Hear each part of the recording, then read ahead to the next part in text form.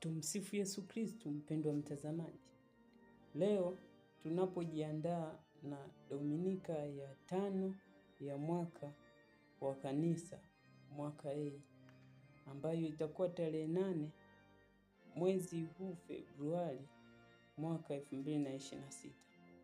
Somo la kwanza tunaambiwa litatoka katika kitabu cha kwanza cha nabii Isaya sura ya 58 aya ya 7 mpaka ya 10.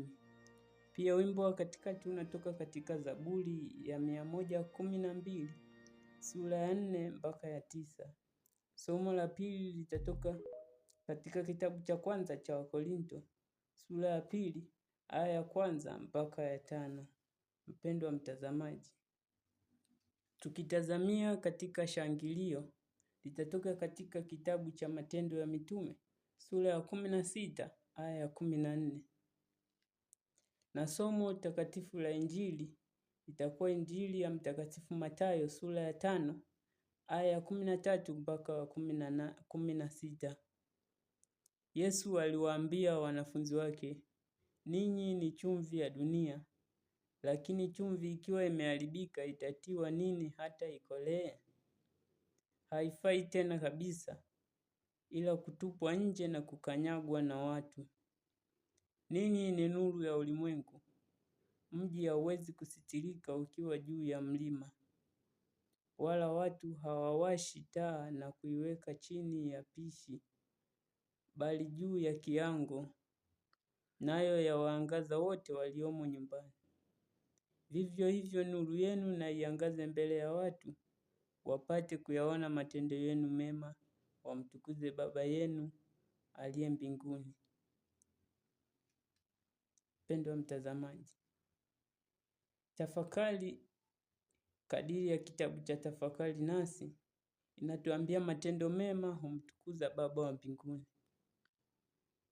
Tunapotafakari, palitokea na miaka kadhaa iliyopita nchini Tanzania tangazo moja la biashara juu ya bidhaa ya soda aina ya Krest Bitter Lemon.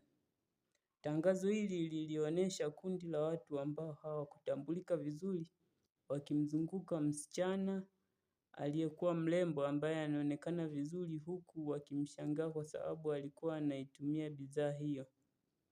Chini yake aliyewekwa maneno yaliyobeba maudhui ya tangazo yakisomeka Stand out of the crowd.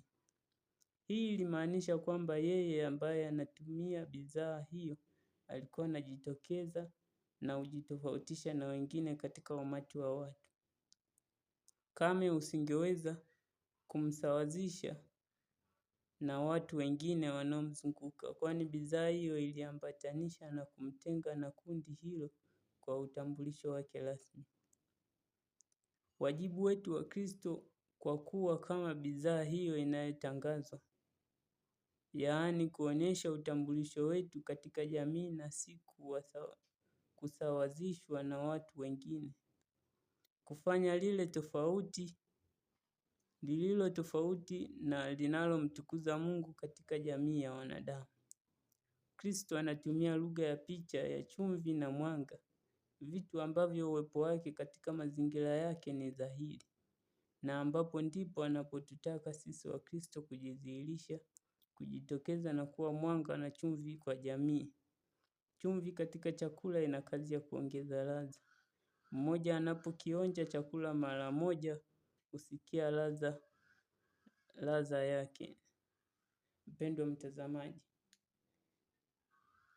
kanisa linatuomba katika Dominika hii ya 5 ya kipindi cha mwaka tuweze kuwa chumvi kupitia matendo mema na kupitia kuweza kuishi Ukristo vyema.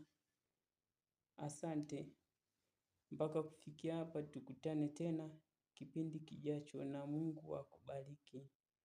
Tafakari yetu imetoka katika kitabu cha Tafakari Nasi Shajara ya mwaka 2026 toleo tambulika. Asante na Mungu akubariki.